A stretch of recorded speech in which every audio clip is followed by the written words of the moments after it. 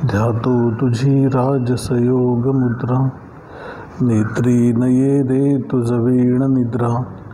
कै भेटसी बा मजला सुभद्रा, शुकासारिखे पूर्ण वैराग्य जाचे. वसिष्ठा परिज्ञान योगेश्वराचे, कवी वाल्मिका सारिखा मान्य हैसा. नमस्कार माझा सद्गुरु रामदासा, मला वाटते अंतरित्वा वसावे. तुझ्या दासबोधासित्वा बोध व्हावे. अपत्या परी पाजवी प्रेमग्रासा, महाराजया सद्गुरु रामदासा. जय जय रघुवीर समर्थ. श्रीराम. एक गुरु एक देव, कुठेतरी असावा भाव. भावार्थ नसता वाव सर्व काही. 10वा दशक. सगुण भजन निरूपण नामसमास. कुठेतरी एका ठिकाणी भाव असावा किमान, की एकतर गुरूंच्या ठाई किंवा देवाच्या ठाई. आणि तसं जर का नसेल तर वाव म्हणजे व्यर्थ, सगळं काही व्यर्थ आहे असं त्यांना म्हणायचं. आता हे म्हटल्यानंतर आलं कुठून हे एकदम असं वाटतं की असं सांगण्याची गरज काय पडली समर्थांना. एकतर सगळा ज्ञानविचार चाललेला आहे आधीच्या समासापासून, आणि शिष्य प्रश्न विचारतोय, समर्थ उत्तरं देत आहेत, आणि सगळे तात्विक प्रश्न. आणि तत्त्वज्ञानाचा विचार एकदा का कळायला लागला की माणूस आतून हळूहळू कोरडा व्हायची शक्यता असते, की मग कोणाकडे ठाईच भाव नाही, सगळंच तत्त्वस्वरूप आहे. मग स्वामींकडे जायची आवश्यकता काय, घरी बसून पण ध्यान होऊ शकतं. झालं नाही आजपर्यंत ही फॅक्ट. म्हणून दासबोध बघत असताना ती ओवी तिथे कुठे आली, कशी काय, हा प्रवाह आला कुठं, हे बघण्याची आवश्यकता भरपूर आहे. याच्या आधीचा जो समास आहे त्याला भ्रमनिरूपण. भ्रम म्हणजे काय असं विचारतो शिष्य. मग समर्थांनी भ्रमामध्ये सगळं असं काही आणून ठेवलं की सगळं काही भ्रमच आहे असं लक्षात येतं. जसं सुरुवातीला शारदास्तवन समासामध्ये शारदेचं वर्णन करताना म्हणजे मायेचं वर्णन करताना, जे जे दृष्टीने देखिले जितुके मनास भासले, तितुके रूप तेच. जे जे काही शब्दे ओळखिले, जे काही शब्दांमध्ये वर्णन करता येतं, जे जे काही दृष्टीने पाहता येतं, जे जे काही मनाला भासतं, ते सगळं शारदेचंच स्वरूप म्हणजे मायेमध्ये झालं. मग स्वामी विवेकानंदांनी म्हटल्याप्रमाणे मुक्ती ही पण मायेमध्येच झाली, कारण आत्मा हा नित्यमुक्त आहे. असं म्हटल्यानंतर आता काय राहिलंच नाही शिल्लक. त्याप्रमाणे भ्रमाचं पण डेफिनेशन ज्या वेळेला समर्थ करतात तर त्याच्या वेळेला मी तू हा भ्रम, उपासना ही भ्रम. कारण उपासना करून आता मी ज्ञानी होणार आहे, तर तो स्वरूपाचा अनुभव घेणार आहे, हे पण मायेच्या राज्यातच बोलणं चाललं आहे. मी तू हा भ्रम, मी एक वेगळा आहे, तू म्हणजे समोरची व्यक्ती असं नसून असंही म्हणता येतं, पण देव एक वेगळा आहे, मी एक वेगळा आहे, अशा प्रकारे वेगळेपण अनुभवणं हा भ्रम. उपासना ही भ्रम, आता उपासना करणार मी आणि ज्ञानस्वरूप होणार, हाही भ्रमच आहे. त्या पर्स्पेक्टिव्हने बोलतो आहे आपण. अशा प्रकारे घेऊन बसलो की उपासना पण भ्रम, तर मग अवघडच आहे की मग ह्या मी तू या भ्रमापेक्षा उपासना हा भ्रम परवडला. कारण अशा प्रकारच्या भोंगळ समजुती आणि तत्त्वज्ञान आपल्या सोयीने इम्प्लिमेंट करणं, जिथे जिथे आपल्या सोयीचं असेल तिथे तत्त्वज्ञानी, आणि एरवी आमचं चाललं आहे ते चाललंच आहे. मी तू हा भ्रम, उपासना ही भ्रम, ईश्वरभाव हाही भ्रम निश्चयसी.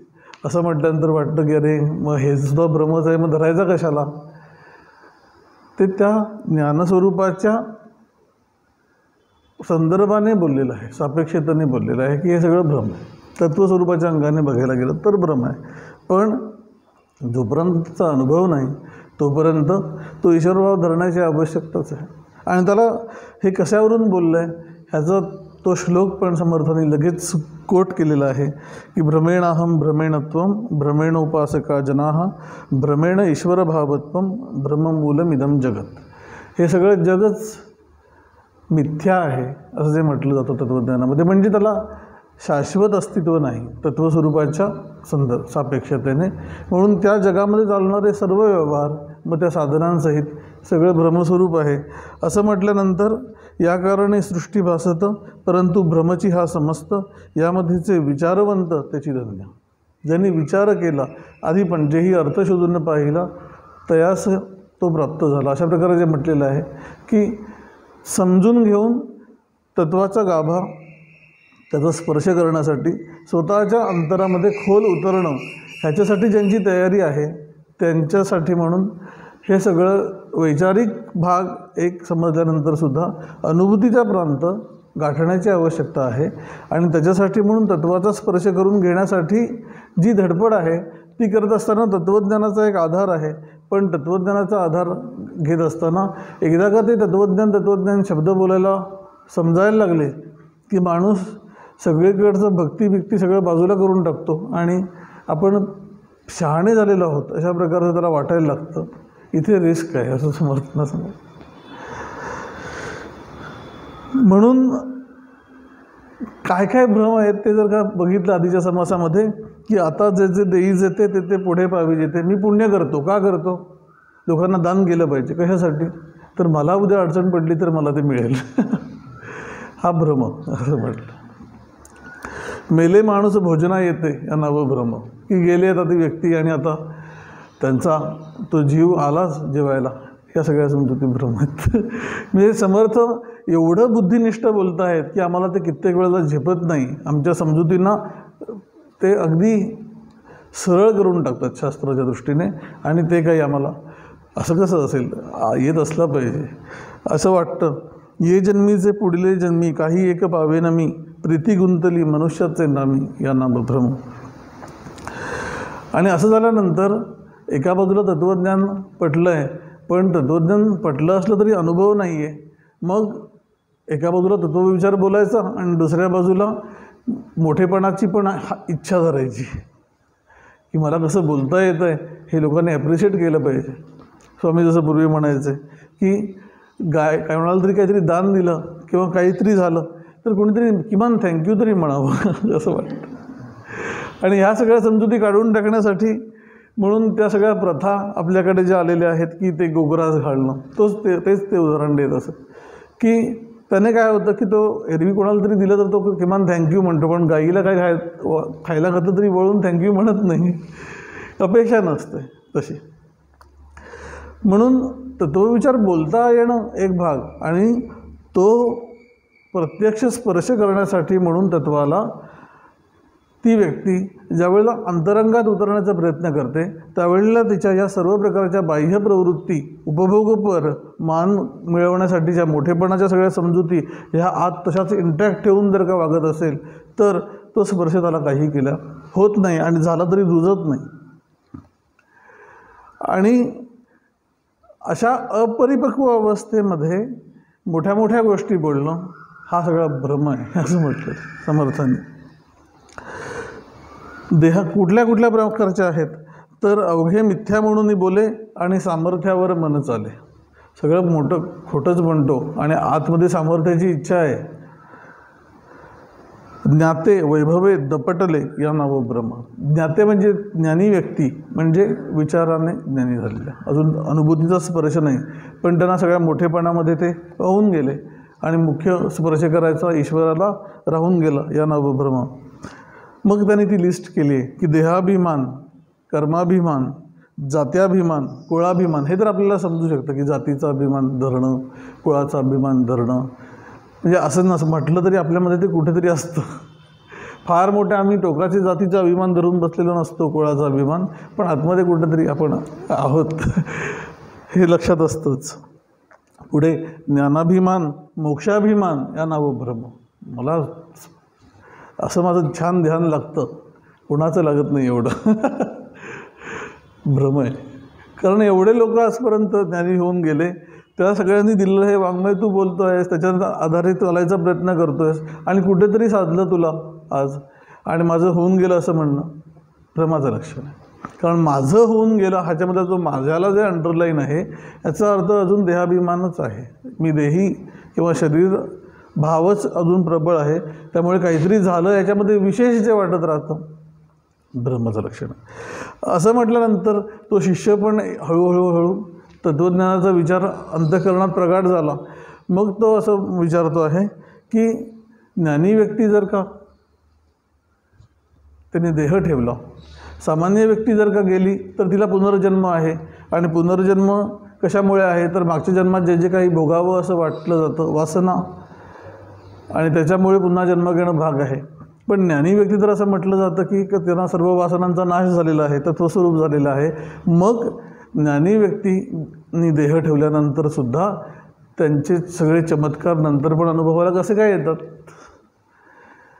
तर त्याच्यावर याचा अर्थ मग ज्ञानी व्यक्तींना पण पुनर्जन्म आहे की काय, वासना आहेत की काय, असा तो शिष्य प्रश्न विचारतो. आणि मग समर्थ इथे येतात की ज्ञानी व्यक्तींना वासना आहे म्हणून तो जन्म किंवा त्यांचे ते चमत्कार त्यांनी देह ठेवल्यानंतरसुद्धा अनुभवाला येतात. कित्येक लोक सांगतात किंवा आपण पण ते कुठे ना कुठे अनुभवलेलं असतं की आता ते व्यक्ती देहात नसली तरीसुद्धा त्यांचं सामर्थ्य मात्र चाललेलं आहे.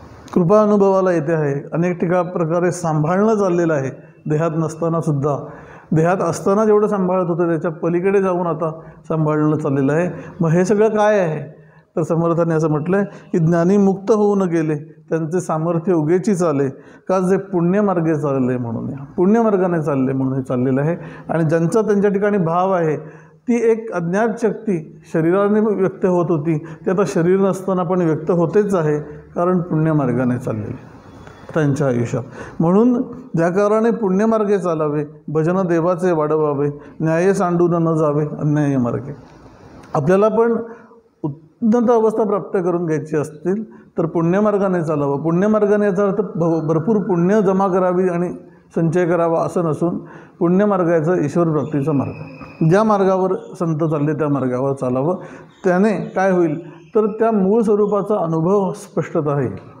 आणि हे सगळं काय आहे याच्याबद्दलच्या संकल्पना जितका माणूस उपासनेमध्ये सूक्ष्मतेमध्ये उतरेल आणि केवळ उपासना म्हणजे ज्ञानविचार न ठेवता त्याच्यामधला गाभा समजून घेण्यासाठी, म्हणजे ध्यानाच्या वेळीच ध्यान करतो आहे आणि इतर वेळेला व्यवहार करतो आहे असं न राखता इतर वेळेला पण चिंतनाच्या साह्याने ते समजून घेण्याच्या भूमिकेत असणं, कुठलीही गोष्ट तत्त्वाचा अनुभव घेण्याची गोष्ट, त्यावेळेला ती व्यक्ती खऱ्या अर्थाने त्या पुण्यमार्गावर चालली आहे असं समजायला हरकत नाही.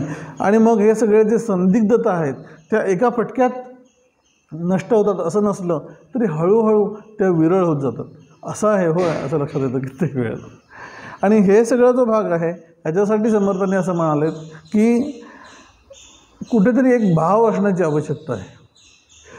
सारखं तर्काची करकर करत बसलास प्रत्येक ठिकाणी तर मग हे सगळं एक वैचारिकच राहील आणि मग कुठेच भाव नाही आणि मग असमाधानी वृत्तीने ती व्यक्ती जगत राहते. तशा प्रकारे ठेवू नको. एक गुरु एक देव, एका कोणाकडे तरी भाव ठेव. मग एक गुरु एक देव याचा अर्थ एकतर देवापाशी भाव असावा हे तर स्वाभाविक गोष्ट आहे, पण देवाचा अनुभव नाही अजून, त्यामुळे कित्येक वेळेला हाक मारतो आहे पण प्रतिसादच येत नाही, अशा प्रकारचा भाव येतो. मग त्याला मी जे काही बोलतो आहे ते त्याच्यापर्यंत पोचतं आहे की नाही, त्याला अभाव असं म्हटलं जातं. भाव याचा अर्थ देव आहे अशी जाणीव आणि त्याला मी सांगतो आहे ते पोचतं आहे ही जाणीव आणि त्याच्यामधून त्याला जे हितकर वाटतं आहे माझ्यासाठी म्हणून तो ते करेल. अशा प्रकारे अंतःकरणाने धरणं याला भाव असं म्हटलं जातं. हा तो काही नाही नवे निराशेचा ठाव भले पोटी वाव राखलिया, तुकाराम महाराज. की नाही माझं होत आहे साधना, मला जमत नाही आहे म्हणून निराश होऊ नको, थोडंसं धीर धर. विश्वंभर विश्व सामा भले पोटी आम्ही शेवटी तेथेची असो. त्याला विश्वंभर असं म्हटलं जातं की सगळं जग त्याच्या पोटामध्येच सामावलेलं आहे, म्हणजे आम्ही पण त्याच्या पोटामध्ये आहोत. तर नेणता चिंतन करीतो अंतरी तेथे अभ्यंतरी उमटेल. मी आतून चिंतन करतो आहे हे त्याच्याही त्या विश्वमनाच्याही अंतरंगात कुठेतरी तर जाणवत असेल की हा हाका मारतो आहे, कधीतरी तो साथ देईल. अशा प्रकारे पॉझिटिव्ह माइंडसेटने असणं हा एक भाग, आणि ईश्वराप्रती भाव हा जो भाग आहे की तो आहे. अभावाचा आधार घेऊन आम्ही गेलो की तो आहे की नाही माहीत नाही, मग त्याला कळतं की नाही माहीत नाही, मग त्याला कधीही एक भरीवता प्राप्त होणार नाही. ज्याप्रमाणे गणित सगळ्या गोष्टी आम्हाला ज्ञान झाल्यानंतरच आम्ही विश्वास ठेवू असं म्हणायला गेलं तर मग काहीच खरं नाही. शास्त्रामध्ये पण एक गृहीतक धरलेलं असतं मॉडर्न सायन्समध्ये, आणि ते गृहीतक धरून त्याच्यानंतर त्याचं उत्तर शोधलं जातं. गणित सोडवायचं असेल तर एक क्ष मानला जातो, एक्स मानला जातो, अननोन फॅक्टर. तो एक्सची व्हॅल्यू माहीत नसली पण एक्सचं अस्तित्व मान्य केलेलं असतं. तशा प्रकारे देवाची व्हॅल्यू म्हणजे देवाचं स्वरूप माहीत नसलं तरी तो आहे असं मान्य करून तू शोधायला गेलास, मग त्याचं अस्तित्व कसं आहे हे अनुभवाला येईल. पण मुळातच प्रत्येक ठिकाणी आम्ही पाहिलं तरच विश्वास ठेवू अशा प्रकारे भाग ठेवला, नको ठेवू. मग चॉईस इज युअर्स. पण सांगायचं असं आहे की कुठेतरी एक भाव ठेव, आणि त्या भावामध्ये एक भावनिकतेचा जो भाग आहे की त्यांच्या ठिकाणी लीन असणं, ह्या भागाला अतिशय मूल्य आहे. आणि तसं नाही केलं तर केवळ तर्कविचार करत बसलो तर त्या कोरडेपणाने ती साधना कधीही अंतःकरणामध्ये रुजणार नाही. एक गुरु एक देव, गुरु तोची देव ऐसा ठेवी भाव हा एक भाग आहे. गुरु हेच देव, दुसरं, कारण की प्रत्यक्ष आम्हाला बघायला मिळतं त्या सगळ्या गोष्टी. गुरुपौर्णिमा जवळ येत चाललेली आहे, त्यामुळे हा सगळ्या प्रबोधनाचा हळूहळू ओघ त्या प्रकारचं ते गुरुपौर्णिमा हळूहळू मनावर उदित होत जाते. जसजसा तो काळ जवळ येत जातो तसं. त्याप्रमाणे गुरुतोची देव ऐसा ठेवी भाव हे जे म्हटलेलं आहे सद्गुरू गौरव कायवानो स्वामी स्वरूपानंदांनी, त्याच्यामध्ये गुरुदेव रानड्यांना असं विचारलं होतं की संत म्हणजे कोणाला ओळखावं, संत कसं ओळखावं. तर त्यांनी असं म्हटलं होतं की त्याच्याकडे पाहिल्यानंतर देवाकडे पाहिल्याचं समाधान मिळतं तो म्हणजे संत. एवढी परफेक्ट व्याख्या आहे ही, कारण त्यांची आंतरिक स्थिती आम्ही कल्पनाच करू शकतो, पण बघितल्यानंतर आम्हाला बरं वाटतं. का? कारण ईश्वरस्वरूप झालेली आहे ती व्यक्ती. आमचं जे अपूर्णत्व आहे ते अपूर्णत्व आम्हाला बाजूला करून पूर्णत्व बघायची इच्छा आहे. ते पूर्णत्व आत्ता आम्हाला आमच्यामध्ये बघायची अजून शक्ती निर्माण झालेली नाही आहे. ते पूर्णत्व आम्ही त्यांच्यामध्ये बघत असतो आणि आम्हाला बरं वाटतं. अशा प्रकारे जी व्यक्ती आहे तिच्या ठिकाणी थोडंसं लीन होऊन राहण्याची शक्ती किंवा क्षमता आम्ही आमच्यामध्ये डेव्हलप करायला पाहिजे. संतांकडे कसं जायला पाहिजे तर गोंदवलेकर महाराजांनी जे म्हटलं आहे की आपलं शहाणपण बाजूला ठेवून जायला पाहिजे. त्यांना काय येतं ह्याची परीक्षा करण्यासाठी जाता कामा नये. ज्या वेळेला महाराजांकडेच ब्रह्मानंद महाराज पहिल्यांदा आले, अनंत शास्त्री, आणि मोठं मान सन्मान मिळवलेले पंडित व्यक्ती दक्षिण भारतामधली, आणि गुरु गोंदवलेकर महाराजच गुरु आहे तशा प्रकारचा दृष्टांत झालेला होता. आणि तिथे आल्यानंतर ते ज्या वेळेला आले त्यावेळेला महाराज लहान मुलांमध्ये खेळत बसलेले होते, आणि एवढ्याशा लहान मुलांमध्ये खेळणारी ही व्यक्ती गुरु कशी असेल असं म्हणून त्यांच्या मनात विकल्प आला. थोडा वेळ लांबून बघू म्हणाले आणि थोडासा परीक्षा करूनच मग जाऊ. पण ते सगळं चालू राहिल्यानंतर निघून गेले की हे काही खरं नाही, उद्या येऊन बघू असं म्हणून ते सलग काही दिवस ज्या वेळेला ते यायचे त्या वेळेला महाराज लहान मुलांमध्ये खेळत बसलेले दिसायचे. आणि तसं झाल्यानंतर शेवटी 2-4 दिवसांनी ज्यावेळी त्यांनी भेटायचं ठरवलं त्यावेळेला ते म्हणाले की महाराज हळूच कानाशी येऊन त्यांच्या म्हणाले की आमच्यापाशी येऊन तुला काय मिळणार, आम्ही असे लहान मुलांमध्ये असतो. हे बघितल्यावर त्यांना लक्षात आलं की आपली चूक झाली. हे सगळं कशामुळे झालं तर आजपर्यंत शिकलेल्या विद्येचा अभिमान अंतःकरणात कुठेतरी आहे, आणि त्याच्या अनुषंगाने आम्ही गुरु हे आहेत की नाही यांची परीक्षा करायला जातो. हे अडचणीचं आहे. हे लक्षात आल्यानंतर पहिल्यांदा पाय धरले आणि आजपर्यंत जे काही शिकलो ते विसरून जाशील असा आशीर्वाद द्या तरच पाय सोडीन असं म्हटलं.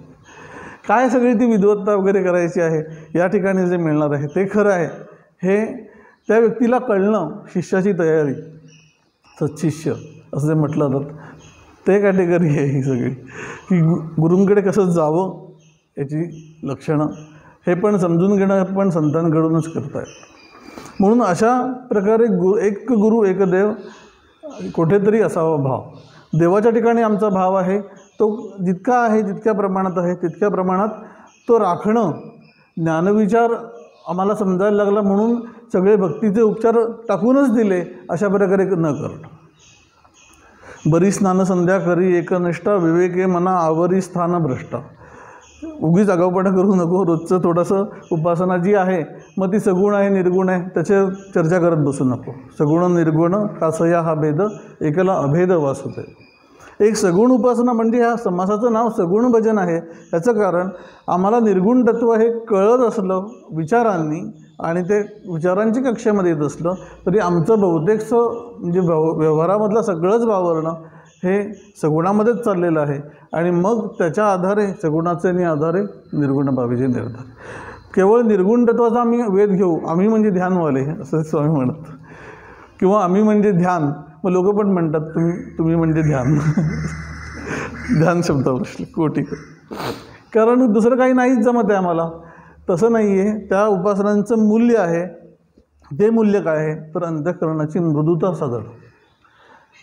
आत्मनिवेदन भक्ती सांगताना या नावं आत्मनिवेदन देवासी व्हावे आपण. स्वतःला देवाला अर्पण करण्याची तयारी होणं, वेगळेपणा स्वतःचा हे करण्यासाठी म्हणून किमान आधी ते अंतःकरण इतकं मृदू लागेल की स्वतःला आता विलीनच केलं तत्वामध्ये. पण त्याच्या आधी किमान काही वेळासाठी म्हणून भक्तीने देवाला वेगवेगळे उपचार करणं. सगुण भक्ती याचा अर्थ पूजा करणे, तिथे वेगवेगळी फुलं वाहणे, उदबत्ती लावणे हा सगळा त्याच्यामध्ये येत असला तरीसुद्धा ते तेवढ्यापुरतीच मर्यादित नाही आहे. देवाविषयी असलेला प्रेमभाव, अस्तित्वाचा भाव जो काही आहे त्याच्या साह्याने आम्ही देवाच्या अनुसंधानात असणार आहे. वेगवेगळ्या प्रकारे देवाशी संवाद साधणे, सख्य भक्ती. सख्य देवाशी करावे हितगुज तयासी सांगावे. अशा प्रकारे देवाचा आणि आमचा काहीतरी संबंध असला पाहिजे, काहीतरी नातं असलं पाहिजे. त्याच्याशी आम्ही बोलू शकलो पाहिजे, भांडू शकलो पाहिजे. भांडू शकण्यासाठी मोठाच अधिकार लागतो संतांचा जो आहे. पण किमान बोलता आलं पाहिजे. काही जमत नाही आहे असं गुरूंना आतून सांगता आलं पाहिजे, देवाला आतून सांगता आलं पाहिजे. आणि यातून जे नातं निर्माण होतं आहे त्याच्यातून आमचा सगळा मोठेपणा, आम्ही काही काळ कोणाचं तरी पायावर डोकं ठेवून तो मोठेपणा आम्हाला बाजूला करायची सोय तरी असली पाहिजे. तो मोठेपणा संतांच्या मोठेपणामध्ये आम्ही आमचा मोठेपणा विलीन करू शकतो. मन नम्र होतं आपोआपपणे. आणि ते करण्यासाठीचा जो भाग आहे, आणि हे केवळ आम्ही करतो आहोत आणि संतांनी तसं केलं नाही असं नसून संतांनीच हा मार्ग प्रकाशित करून सांगितलेला आहे. सदैव मार्गी चालत असता मजला देतो हात, उठता बसता सदा पाठीशी त्रैलोक्याचा नाथ. स्वामी गुरुवान की सतत सानिध्य आहे. सोपी गोष्ट नाही आहे. त्याला कुठलाही सगुण साकार ते स्वरूप नाही आहे, पण निराकार असलं तरी ते सगुण आहे. आणि त्याच्या साह्याने आम्ही तत्वाशीच संबंधित होऊन राहतो. त्यामुळे ते अजिबात कमी प्रतीचं समजता कामा नये. केवळ स्वरूपानुसंधान करू हे स्वामी स्वरूपाचा लागला ध्यास छंद म्हणणारे व्यक्ती असं म्हणते आहे की जगन्माता ज्यावेळेला आजारी पडलेला आहे त्यावेळेला जगन्मातेशी संवाद चाललेला आहे. तिचं मी मूल आहे हा भाव अजिबात सुटलेला नाही शेवटपर्यंत. म्हणून स्वरूपानुसंधान ही मुख्य प्रक्रिया आहे, यात काही शंकाच नाही. पण ते साधत असताना पण या सगळ्या नवविधा भक्तींनी तयार झालेलं अंतःकरण हे स्वरूपानुसंधान अधिक इफेक्टिव्हली करू शकतं.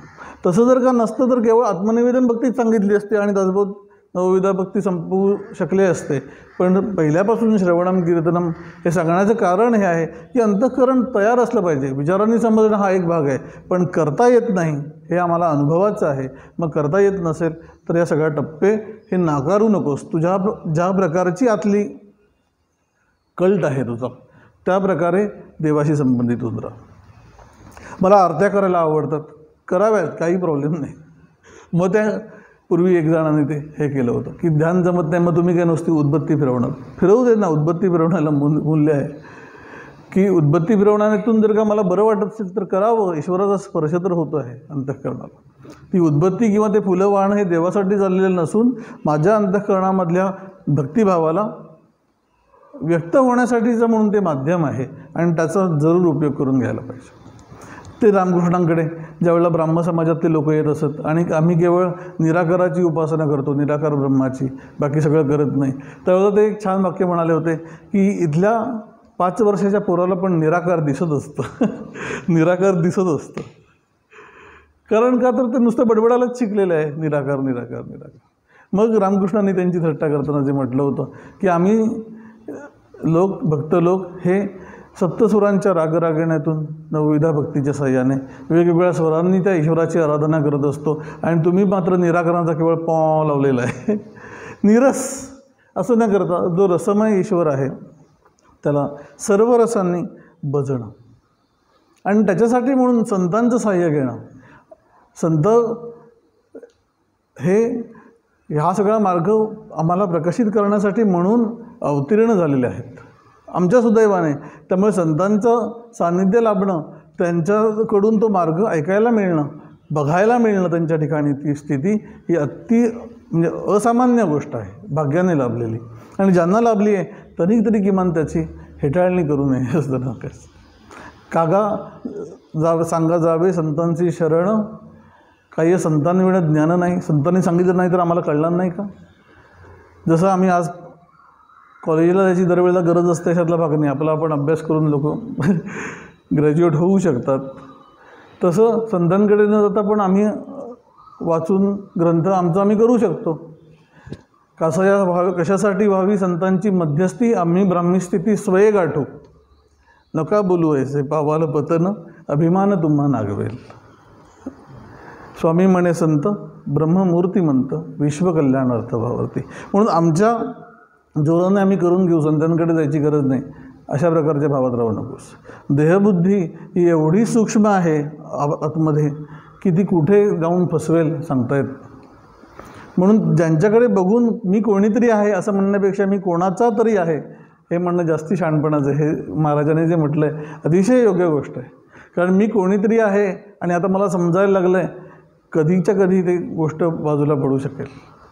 पण कोणाचं तरी आहे म्हटल्यानंतर एक सांभाळणारी शक्ती आहे, तिचा मी आहे, तिचा दास आहे, त्याच्यामधून ते अंतःकरण आपोआप सांभाळलं जातं.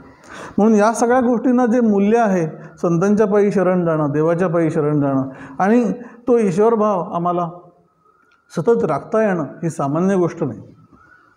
कुठलाही आधार आहे, जसं म्हटलं की ईश्वराशी संवाद करणं, ईश्वराशी संबंधित असलेल्या सर्व गोष्टी करणं, ह्याच्यामधून आम्ही आमचं अंतःकरण ईश्वर संबंधी करायला शिकतो आहोत. आणि ते अंतःकरण ज्यावेळेला ध्यानामध्ये बसतं त्यावेळेला बाकी सगळ्याचा विसर पडणं ही गोष्ट अगदी सोपी होऊन जाते. नाहीतर 24 तास व्यवहार आणि कॅल्क्युलेशन कसं काय होतं आहे, आमचं घरातलं कसं चाललं आहे, आणि मग आम्ही ध्यानाला बसतो. मग ध्यानाला बसल्यानंतर पण तेच आठवतं, कारण 24 तास चिंतन त्याचंच चाललेलं होतं. आणि मग आम्ही ध्यान लागत नाही म्हणून किरकिर करतो. याचं कारण तो ईश्वरभाव किंवा आत्मभाव हा आम्ही एक टेम्पररी 15 मिनटासाठी किंवा 20 मिनटांसाठी एकदम इफेक्टिव्हली धारण करायला जातो, पण अंतःकरणाची ठेवणच तशी नाही आहे. स्वामी माधवनाथांनी जे म्हटलं होतं की आम्हाला आवडतो आहे संसार आणि हवा आहे ईश्वर, असं कसं होईल? आवड जी आहे तेच त्यावेळेला पण आठवणार. म्हणून साधना प्रगत झाल्याचं लक्षण काय आहे तर महाराजांनी जे म्हटलं होतं की ज्याप्रमाणे आम्ही नामाला बसल्यानंतर संसाराच्या मनांचं काहूर मनामध्ये माजतं, त्याप्रमाणे संसार करत असताना नामाचं काहूर मनात जायला लागलं की असं समजावं की आपली प्रगती चालली. पण याच्यासाठी म्हणून संतांचं वाङ्मय, संतांचं सानिध्य हे सर्व प्रकारे धरायला पाहिजे. तो भाव कुठेही आम्ही ढिला पडू देता कामा नये. आता आमचं झालं, आता आम्ही पुढे बघून घेऊ अशा प्रकारे भाबड्या भावात, किंवा आता मुख्य मार्ग कळला, मुख्य मार्ग कळल्यानंतर आता पुन्हा जायची काही गरज नाही असं मानणं. पुन्हा जायची भरपूर गरज आहे. मार्ग कळल्यावर तर जास्त गरज आहे आता, कारण की चालायचं आहे तो नीट, शेवटपर्यंत जायचं असेल तर. अंबुराव महाराजांना ज्या वेळेला वयाच्या 50च्या पुढचं त्यांचं स्वतःचं वय होतं आणि भाऊसाहेब महाराज उमदीकर मी त्यांचे गुरु, तर ज्यावेळेला मंत्र दिला म्हणजे अनुग्रह झाला होता सुरुवातीला, त्यावेळेला त्यांच्या संप्रदायात काही पथ्य सांगितली जात सदाचरणाच्या दृष्टीने, आणि ती सांभाळ. तर ते म्हणाले होते की लीन भाव आहे की माझ्या शक्तीने होईल असं वाटत नाही, तुम्हीच सांभाळून घ्या असं गुरूंना म्हटलं. त्याप्रमाणे ते सगळं सांभाळलं गेलं आणि अनुभूती आली. पुढे उत्तराधिकार पण दिलेले आहेत अशा तयारीची व्यक्ती. आणि त्याच्यानंतर भाऊसाहेब महाराज एकदा त्यांना भेटायला आलेले असताना, अंबुराया सगळं ठीक चाललं आहे ना, तर निघताना हो सगळं आता मग काही हे नाही ना, तू समर्थ आहेस ना, तर हो म्हणाले. आणि त्याच्यानंतर मग चला आता माझी काळजी मिटली असं म्हणून महाराज जायला निघाले. आणि त्याच्यानंतर ते गेल्यानंतर घोड्यावरून जात असत त्यावेळेला. ते थोडा अंतर गेल्यानंतर इकडे अंबुराव महाराजांच्या मनात हे सुरू झालं की आता माझी काळजी मिटली असं ज्यावेळेला ते म्हणतात त्यावेळेला आता त्यांनी माझा भार स्वतःवरून काढून टाकला की काय, तुझं तू बघ असं म्हणून इतके चलबिचल झाले. महाराजांच्या मागून धावत सुटले. महाराज घोड्यावर होते आणि बराच अंतर धावत गेल्यानंतर महाराजांनी बघितलं की मागून कोणीतरी धावत येत आहे. ते विश्रांतीला थांबले होते. तर अंबुराय धावत का आलास, तर म्हणाले की चूक झाली की आता सगळं नीट आहे असं म्हणण्यात तू माझा भार सोडू नका. त्याच्यावर महाराज हसले. भाऊसाहेब महाराज म्हणाले की कोयाची कुठलाही अवस्था असली तरी गृहीत धरू नयेत त्या गोष्टी कुठल्याच, भार संतांवर ठेवावा. अशा प्रकारे परमार्थाचं वर्म कळलेल्या व्यक्ती ज्या वेळेला बोलतात गुरु शिष्य, त्यावेळेला आम्हाला बरंच काही कळण्यासारखं असतं, त्याच्यातून मिळण्यासारखं असतं. म्हणून एक आधार आहे. तो आधार ईश्वर स्वरूपाचा आहे किंवा गुरूंचा आहे, एकच आहे तो आधार. आम्ही त्याला नावं वेगवेगळी देतो. आणि गुरु देहात असले किंवा देह ओलांडून आता गेलेले असले तरी तत्त्वस्वरूपाने तेच आहेत. ज्या वेळेला आम्ही स्वामी आम्हाला भेटत नाही जसे पूर्वी तक्रार करायचो, त्यावेळेला पण परगावी असणाऱ्या व्यक्तींना पण माझे स्वामी हा जो स्पर्श असायचा तो निराकारात गेल्यानंतर शरीराने पण तो तसाच्या तसा आहे. त्याचं कारण तेच आहे की आम्हाला अजाणतेपणे आतून हे कुठून तरी कळतं आहेत की केवळ ते शरीर म्हणजे ते स्वामी नव्हते, त्याच्या पलीकडे सांभाळणारी शक्ती होती आणि त्याला देहाची मर्यादा नव्हती, त्याही वेळेला नव्हती आणि आजही नाही. आणि त्यामुळे त्या आधारे आम्ही आमचा प्रवास करू शकतो. मात्र आम्ही आमची जबाबदारी स्वतःच्या खांद्यावर साधनेची घ्यायला पाहिजे. तर तेच बघून घेतील म्हणून असं आम्ही भाबड्या भावात राहिलो आणि ध्यानच नाही केलं तर बघून नाही घेणार.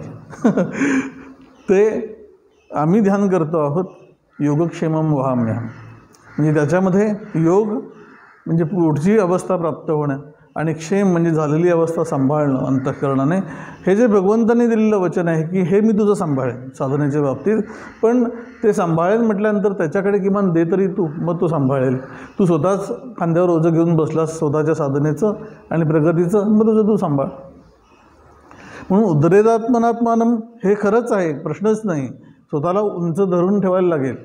उंच देवाचे चरण तेथे झाले अधिष्ठान, की स्वतःला उंचीवर राखणं ही शिष्याची जबाबदारी आहे. पण तसं झालं तरी त्याची प्रगतीची जबाबदारी ही गुरूंकडे आहे. आणि त्याच्यासाठी म्हणून शिष्याने आपण ते करतो आहोत अशा प्रकारच्या कर्तृत्वाचा अतिरिक्त भाव अंतःकरणावर बाळगता कामा नये. शरण राहिलं पाहिजे गुरूंना.